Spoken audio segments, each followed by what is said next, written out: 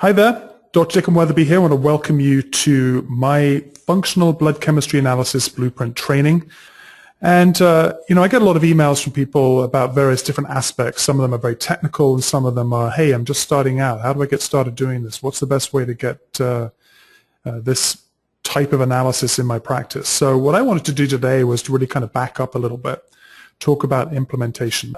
But anyway, I hope there's going to be some good information here. I'm going to talk about kind of implementation, what this is, what's it doing, why are we using it in practice. So really, what does it take to integrate functional blood chemistry analysis into your clinic?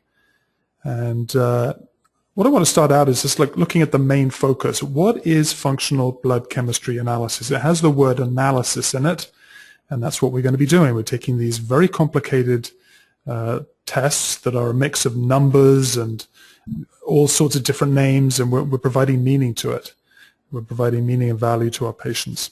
It's really a tool to assess, if we break it down, it's a tool to assess the underlying cause of the many chronic issues that our patients are suffering from.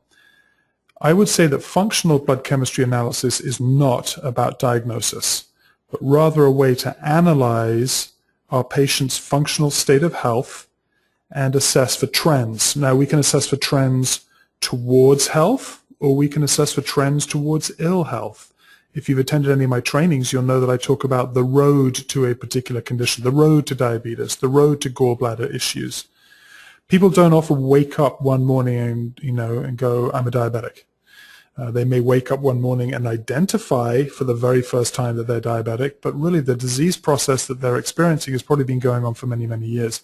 We can use functional blood chemistry analysis to identify trends towards ill health long before disease's manifestation. And with that information and information from our other functional assessment techniques, we can better prepare and implement an individualized treatment program. So ultimately, our patients are coming to us to identify what's going on, and then ultimately they want to know what they can do to correct that. There could be diet, lifestyle, exercise, nutritional supplements, botanical medicines, acupuncture, chiropractic adjustments, massage, physical therapy, hydrotherapy, all sorts of different things. So functional blood chemistry analysis is patient-focused, and I would say it's also focused on physiology, and it's not disease-focused. For instance, we're not really assessing whether or not a patient has gallstones. We may see evidence pointing towards that direction, but we're not actually diagnosing cholelithiasis or gallstones. We need an ultrasound to do that. What we're really assessing for are the weaknesses and imbalance in that patient's physiology to try and understand why that particular patient has a trend towards the development of biliary stasis, biliary insufficiency, which may end up causing them to develop gallstones. So we are discovering and correcting the underlying trends toward a particular disease process or dysfunction so the body can in return get back to a state of health and wellness. In order to do this system, in order for it to work in your clinic, it must be clinically effective, easily implemented, and have a high degree of patient compliance and also be financially rewarding. So I believe that functional blood chemistry analysis are all of those. So let's take a look at the main role that functional blood chemistry analysis plays in our clinic. The first one here is the prevention of disease and dysfunction. We're really ultimately preventative medicine practitioners. We're trying to stop our patients from developing disease and pathology. So how can blood chemistry analysis do this? Well, we can take a look at the major risk factors on a blood test that point towards mortality and morbidity.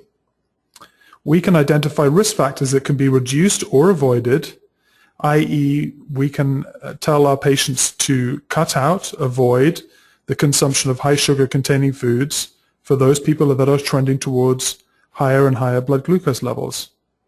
We can make the patient aware that they have risks for developing a particular disease, e.g. cardiovascular disease or type 2 diabetes. In fact, in the trainings that I do, I talk about the 15 or 16 independent clinical risk factors for cardiovascular disease and how each one of those is really important in determining whether or not this patient has a chance at some point in the future of developing cardiovascular disease, stroke, vascular insufficiency, and that type of thing. What about the early detection of disease and dysfunction? So I'm going to reel off a list of system issues and dysfunctions. I'm going to start off with blood sugar dysregulation. Blood testing is really, really good at pinpointing whether or not a patient is developing or has developed long-standing blood sugar dysregulation. Cardiovascular disease, I just told you about that. We have 15 or 16 independent clinical risk factors for cardiovascular disease. Thyroid imbalances, we're brilliant at that. We're probably one of the best tests for that. Thyroid imbalance is everything from hypothyroidism caused by a problem within the thyroid itself, secondary hypothyroidism, which is an issue with the pituitary. We even have tertiary hypothyroidism, which is an issue with the hypothalamus. Then we have T4 underconversion issues, which is peripheral conversion of T4 into T3. We can identify that in the blood. We have hypothyroidism, which we can tell in the blood. We can even tell whether someone's going to be dealing with an autoimmune thyroiditis, Hashimoto's, that type of thing. Adrenal irregularities. Now, we can't categorically say which phase of adrenal dysregulation this patient is suffering from, but what we can do is look at the evidence of adrenal dysfunction as it plays out in the human physiology and in the blood. Acid-base imbalance. We can tell whether someone's trending towards acidosis or an alkalosis. Gallbladder dysfunction. We can see whether or not the gallbladder is dysfunctional.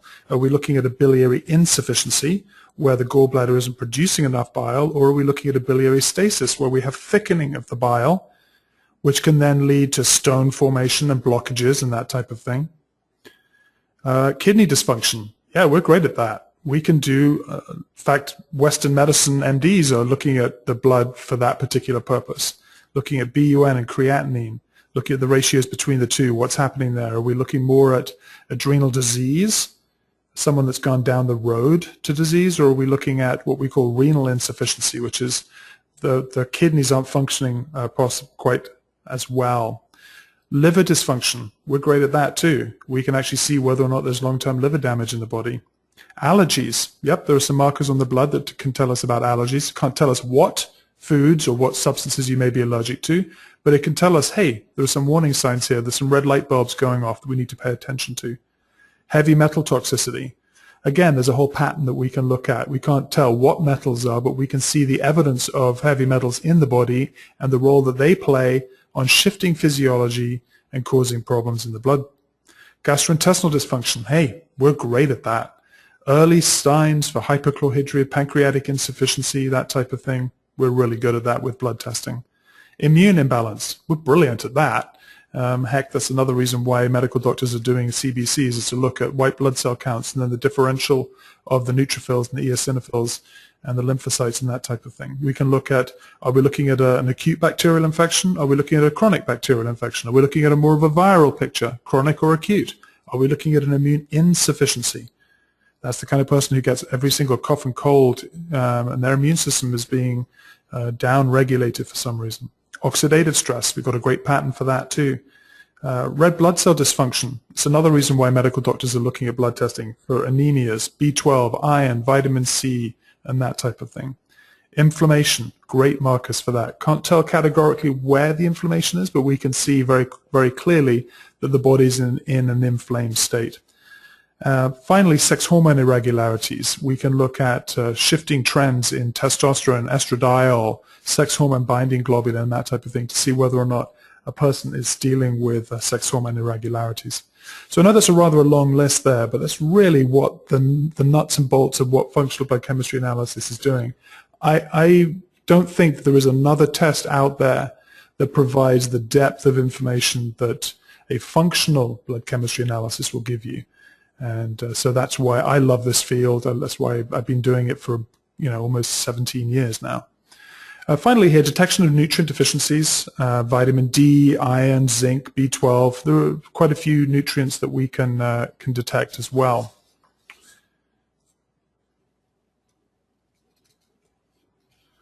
So what are the benefits to the patient? So we have an improved quality of health care. The reason for that is that you're focused on them and you're not focused on their disease.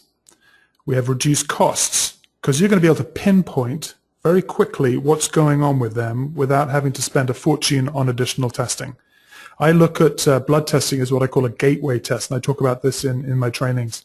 Gateway testing is, let's run a panel here so that we can assess various different systems of the body, and if we're seeing that there's a tremendous amount of issues in a particular system, then we might want to go ahead and do further testing. I'll give you an example of that.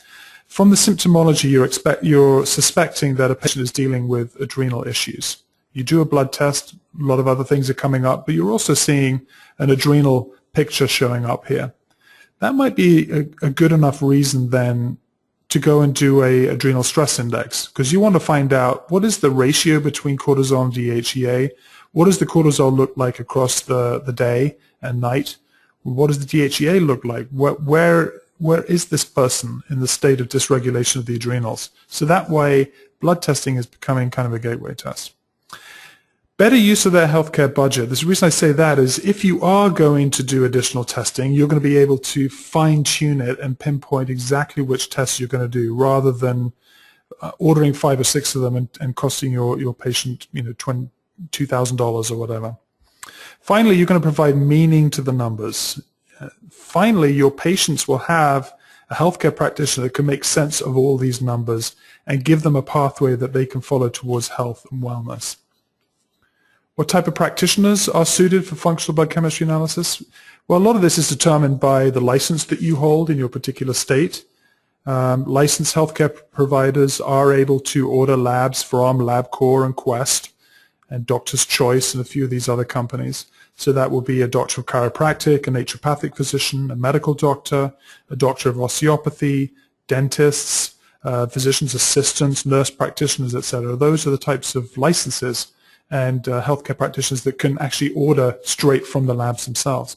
Certified clinical nutritionists and other allied healthcare professionals may be able to get lab results from the patient themselves, which can be a good way to get blood testing results, or they can order them from a third-party lab company like Direct Labs or Life Extensions, which allows the patient to order blood tests on themselves. They would then bring those blood tests to you and you would do the interpretation.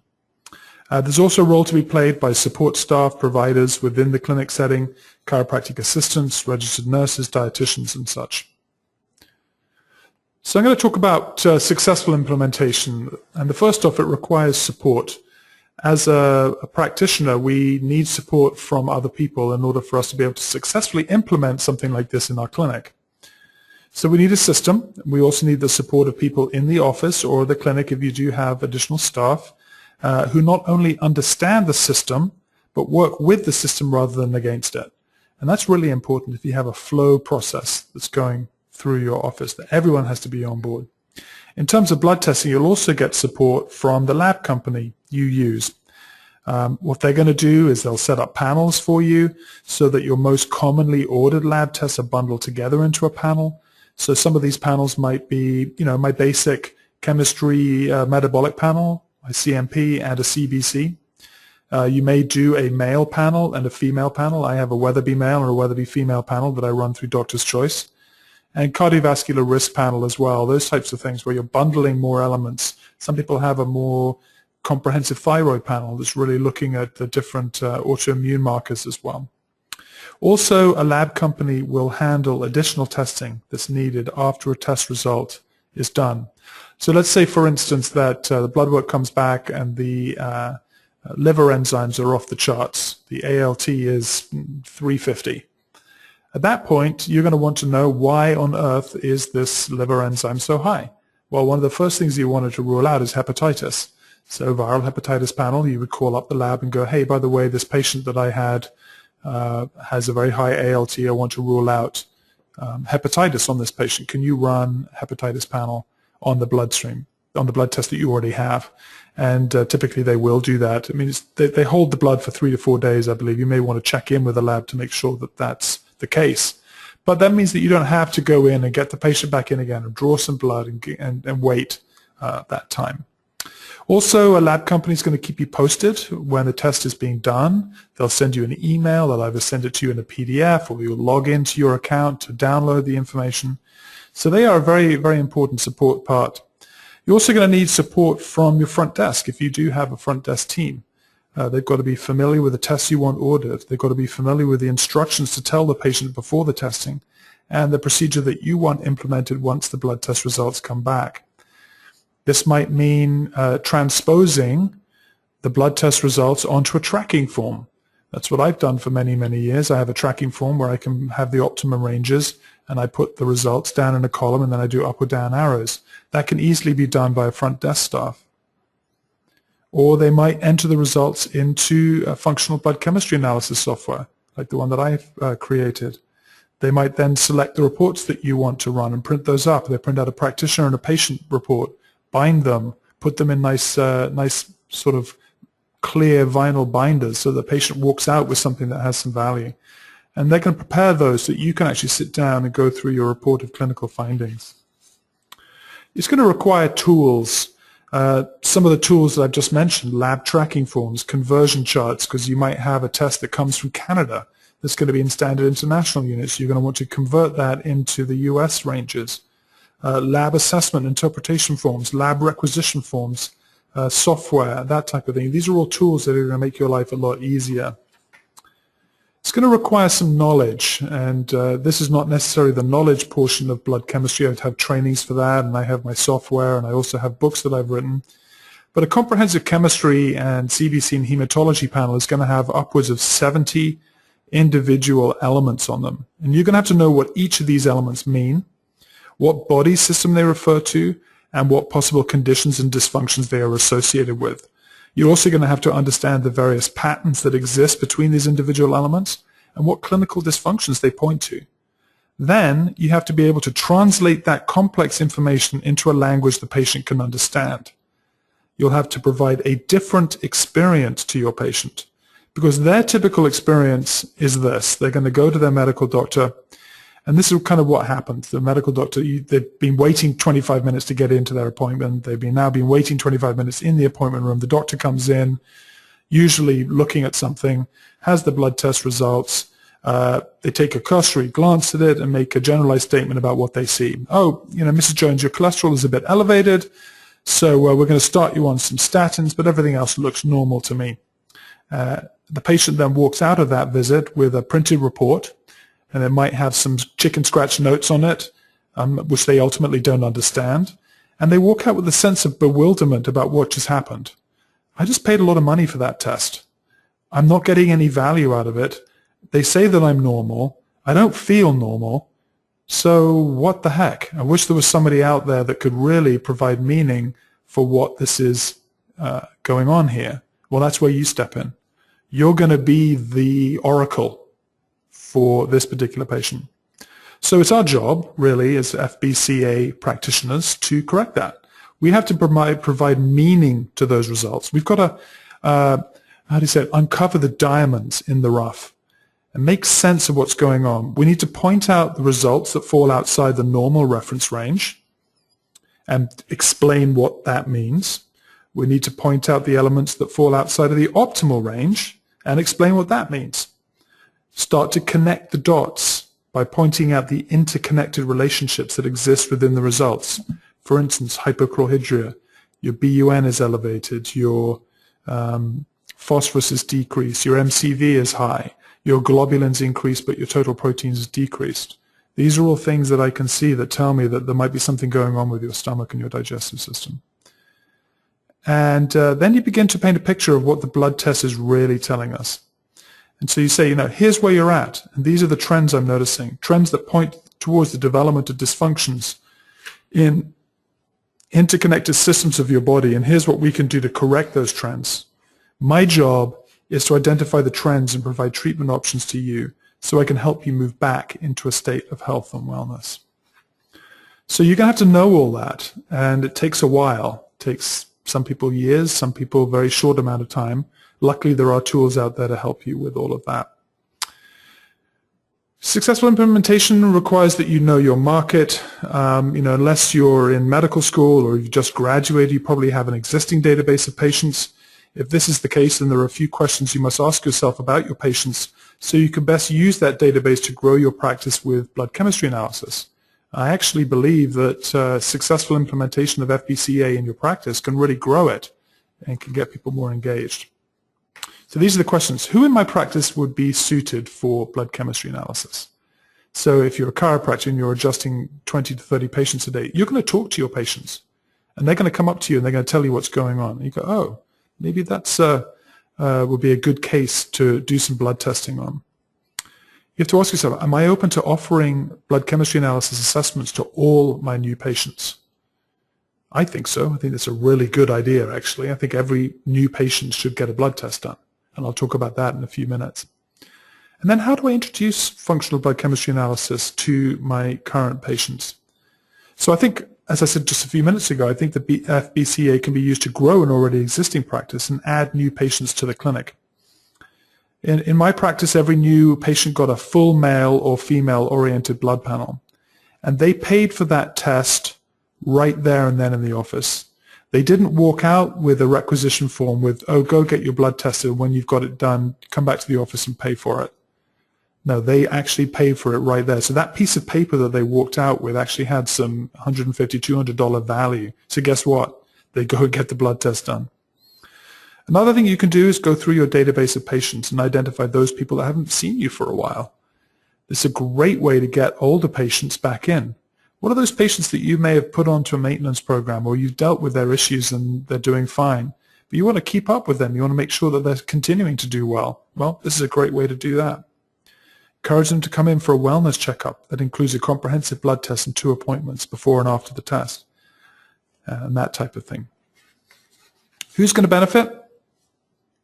Well, this list is by no means exhaustive, but there's just some of the people that you might want to consider in your mind. I kind of prepared this list thinking of, the chiropractic physician or the osteopathic physician that's, treating, or even the acupuncturist that may have 10 to 15 patients that they're working with a day. They may have 2 or 3 treatment rooms. They may spend 5 to 10 minutes with their clients and patients. And so these are some of the key issues that you're going to want to hear in your conversations with your patients. Patients who want to lose weight, definitely run a blood test. Patients with energy issues, fatigue, weakness, heck yeah, run a blood test. Patients with inflammatory conditions, things like obesity, arthritis, muscular inflammation, even patients that are coming in with, sort of atherosclerosis and that type of thing, autoimmune conditions, GI inflammation, patients with Crohn's disease. What that's going to do is not necessarily help you identify the disease itself, but what you're going to look is that condition is happening within the context of a body. It's happening within the context of a body that has interconnected functional systems. And so there's something within the organism itself that is causing that particular part of the body to become inflamed, to become dysfunctional, to become diseased. So by looking at blood testing, which if you remember back to that conversation I had earlier about the different systems of the body that we can assess, we can start to look and see, wow, they've got tremendous, body burden in this particular area of their body. Patients with blood sugar dysregulation, absolutely. Anybody with obesity, weight issues, family history of blood sugar dysregulation, family history of diabetes, family history of cardiovascular disease, absolutely have to have their blood test done. And there are various markers that I would add to a panel to make them much more comprehensive. Stress and hormonal issues, absolutely. Anyone that's exhibiting hormone problems, definitely. Full comprehensive blood test, male, female panel would be really important. So that would be people that are having problems with decreased libido, menstrual issues. It could be endometriosis, could be PMS, could be menopause, could be infertility, male or female. Absolutely have them do a comprehensive blood test and do a functional analysis on it, and you're going to be able to pinpoint some really amazing things. GI issues, absolutely. Anybody that's coming in complaining of gas, bloating, what we call eructations, or in simple parlance, farting. What else? Fullness after meals. Anything that's really related to their GI, absolutely. We can help pinpoint hypochlorhydria, pancreatic insufficiency, gallbladder dysfunction, gastric inflammation, dysbiosis, leaky gut syndrome, all of that kind of stuff we can get a good head start and look at with blood testing. So how we want to integrate this, I think I've talked a little bit about this in a few slides previous to this. I think there are three options. The first two seem like the same, but they have slightly different nuances. So the first one is every new patient gets a blood test before their first visit. So if any of you have done my functional diagnosis training, you'll know that I would really recommend that before a patient comes in, there are certain forms that they fill out in order to secure an appointment with you. So that would be intake forms, questionnaires, requests for records, and that type of thing. And the reason for that is you can actually start building up a report of findings for them before they even get into your office. So adding to that a blood test and get them to pay for it, if they will, is only going to increase that amount of information. You're going to order it anyway. So why wait? Why not get it right when you're going to start? I tell you what, there's nothing more impressive than sitting down with someone that you don't know and you haven't seen. You've maybe seen a questionnaire that they filled out and you have their blood test results in front of you. There's nothing more impressive than sitting down and going, listen, before you talk, I want to try and explain to you what I'm seeing through the lens of functional medicine and functional diagnosis and the blood testing and the blood analysis that I do. And you start to talk to them about what you're seeing. It's really amazing how many patients you get sort of a correlation with that. So you become this oracle on some level. Now, you may not want to do that. You may want to wait, get the patient in, do the history, and then order the blood test after their first visit. That's absolutely fine. Because that first visit in some ways allows you to create rapport, get a full understanding of what's going on with them, to communicate the value of what you do and the methods that you use to do it. And at this point, the patients kind of get primed and they're ready to buy that lab test and get that done. And then when the lab test results come back, they come in for a second appointment for you to do your review of clinical findings. I'm going to talk about that in a few minutes. And then this third option here is what I talked about earlier, the existing patients. You know, it's a great way to get those existing patients back into your office. You haven't seen them for a while. You could run this as an annual event. You could run birthday specials, really giving them some incentive to come back. And if this is something that you're adding that's new to your practice, what a great way to put together a postcard saying, hey, I'm finally trained in this functional blood chemistry analysis, and you're using a software program like I've got, or whatever it is that you do. But get those patients back in again, become the sort of the leading expert in this type of testing. How many patients are you going to see? Well, typically I recommend 60 minutes for a first consult. That would be for a new functional medicine patient consult, so that if you're going to do the blood test, that would be wrapped up into that. If you're not, and still take 60 minutes to meet with them, find out what's going on. And then probably 30 minutes for follow-ups. And I put here, be prepared. See, when we're interpreting labs and providing functional blood chemistry analysis as a service to our patients, we've really got to be prepared. And this is going to require us to set aside a bit of time before the patient comes in to review and study the case. I have witnessed some people who are winging it, and they wing their lab consults. And I've done this when I've been rushed. And the results are not pretty. I'll tell you a story. I was super rushed on this guy, on this new patient coming in, hadn't had a chance to see his blood test results. He came in, he was waiting in the office, I was a bit behind. We got him in there. My front desk had already prepared the tracking form and filled it out. They hadn't told me, you know, some of the alarm findings that were on there. And I sat down with this guy and said, you know, hi, welcome, sorry I'm late. And I opened up, and his ferritin was 1,050. His liver enzymes were off the charts. This blood test was just, you know, crazy. And I hadn't had a chance to prepare myself. So I was like, he was looking at me and going, what the heck's going on here? Finally, you know, I kind of calmed myself down a little bit and realized, you know, he's not dying. He just had hemochromatosis. He had iron overload. And he had a familial iron overload issue, and that was what was causing this, but I wasn't prepared, and so it translated into that kind of look of shock on my face. You know, so take time to prepare for the case. What you're going to find is that if you go into that consult prepared, having done your homework, used Google, used my book, whatever it is that you need to do to become prepared for the consult, it's going to give you an inner confidence of a job well done. It's going to radiate that to your patients. And ultimately, it's going to increase their acceptance of you, their acceptance of your clinical expertise, your clinical findings, and ultimately your clinical recommendations. So don't underestimate this important ingredient in patient management. So what does this mean in terms of functional blood chemistry analysis? Having a firm grasp of the knowledge, the thinking processes, if you will make this a lot easier. Use tracking forms to document the optimum ranges and how their blood test results fall into those ranges. It's going to help enormously. Utilize software. I have a software program.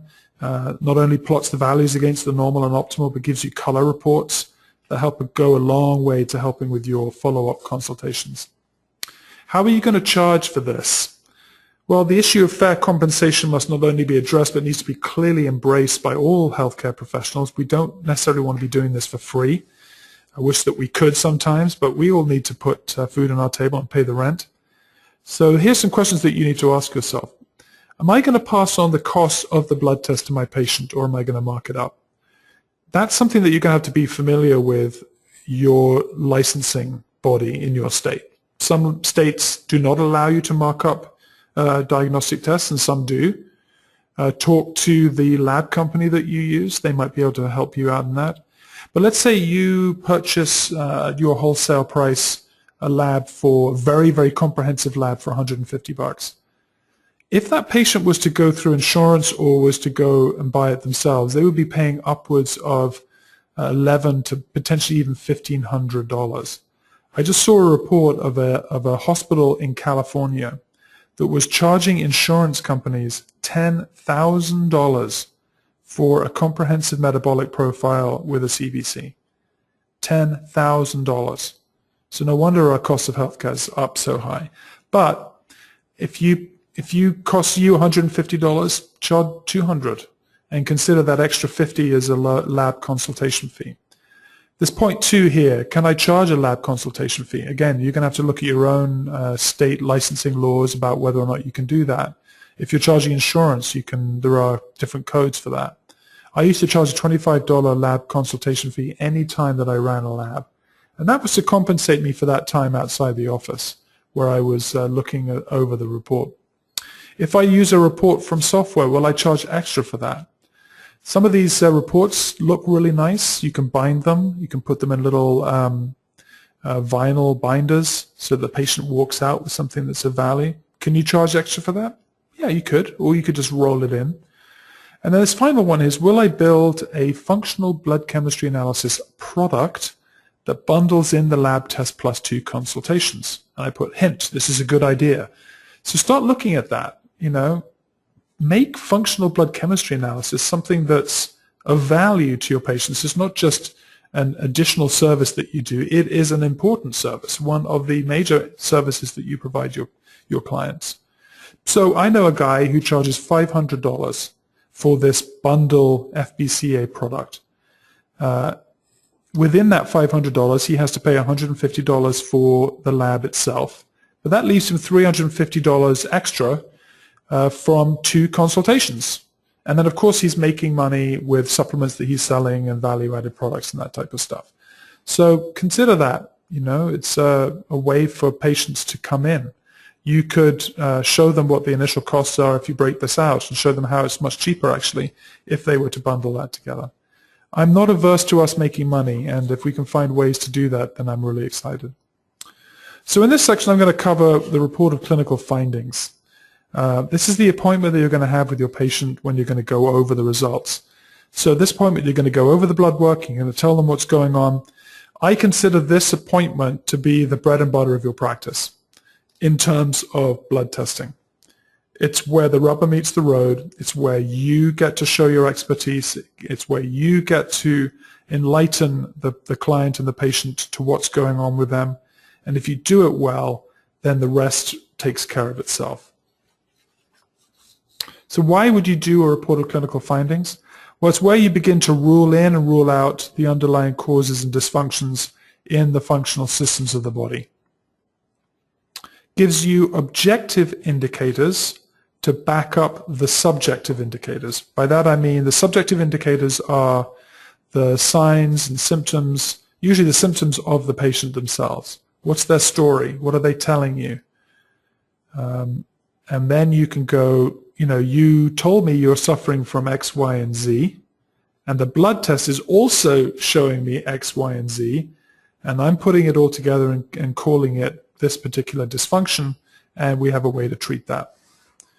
It's also about educating the patient about the underlying cause of their problem. It's a great way to start tying in the information they've given you, the diet. If they're filling out diet diaries, this is a great way to sit down with them, look through the diet diary, and keep reflecting it back to what you're seeing in the blood test. Because the blood test is objective. It's a fluid that you've collected from this patient that's giving you information. It's not necessarily what the patient is telling you. And ultimately, you're establishing areas for treatment. And this is going to steer your treatment process as well. So here's the sort of a breakdown of the topics for your reported clinical findings appointment. At this stage of your clinical procedure, the patient has had their lab testing done. Most patients are really anxious to find out what the lab tests reveal and are ready with open eyes and ears to know what to do next. So this is really a fun thing to do. I love doing this with clients. It's really, really good.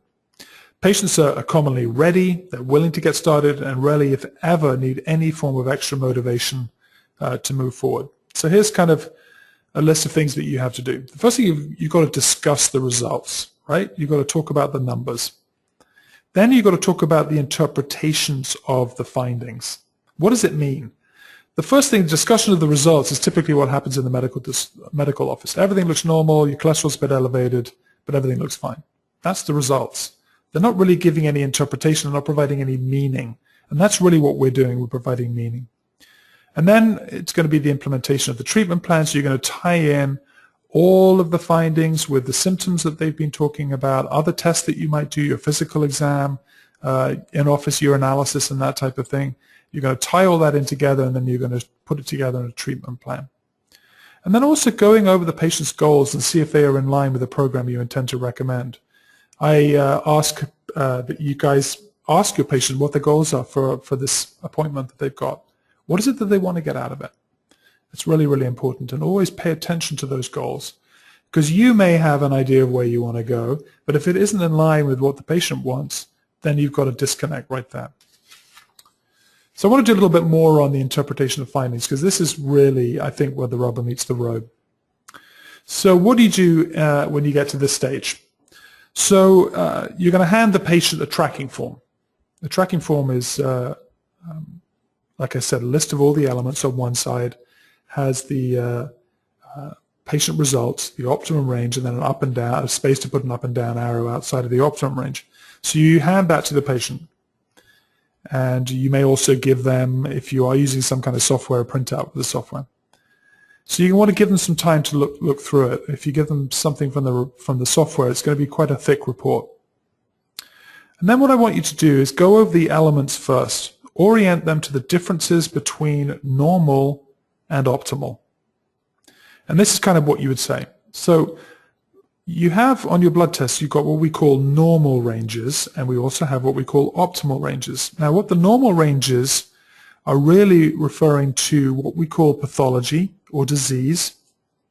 So anything outside of the normal range, high or low, is an indicator for potential pathology and disease. Doesn't mean you absolutely categorically have it, but it's trending, leaning more towards pathology and disease.